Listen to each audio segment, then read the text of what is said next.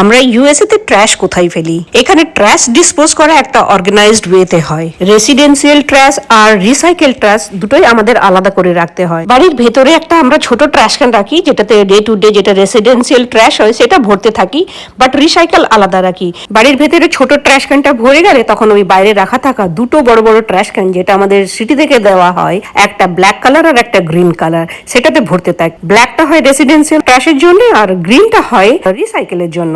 ব্ল্যাকের ট্র্যাশ যেটা হয় সেটা যায় আমাদের ল্যান্ডফিলে, আর গ্রিনটা রিসাইকেল হয়ে যায়। আর এই বড় বড় ট্র্যাশ ক্যানগুলো খালি করার জন্য উইকলি ওয়ান্স সিটি থেকে ট্রাক আসবে, এগুলো খালি করে দিয়ে যাবে। আর সেটার জন্য দুটো ট্রাক আছে, একটা নিয়ে যায় রিসাইকেল আর একটা নিয়ে যায় এই রেসিডেন্সিয়াল ওয়েস্ট। উইকলি ওয়ান্স যে দিনটা আমাদের এরিয়ার জন্য নির্দিষ্ট করা থাকে সেই দিন আমরা কার্ব সাইডে এই দুটো বড় বড় ট্র্যাশ ক্যান রেখে দিই, ট্রাক এসে ওগুলোকে খালি করে দিয়ে যায়। বাট এই বাড়ির বাইরে থেকেই ট্র্যাশ পিক করার ফ্যাসিলিটিটা যখন অ্যাপার্টমেন্টে থাকতাম তখন কিন্তু আমাদের ছিল না। যখন অ্যাপার্টমেন্টে থাকতাম তখন যেটা বাড়ির রেসিডেন্সিয়াল বা রিসাইকেল ওয়েস্ট হতো সেটাকে আলাদা রেখে এক বা দুদিন পর পর একটা কমিউনিটির মধ্যেই একটা জায়গা হতো, সেখানে গিয়ে ডিসপোজ করে আসতে হতো।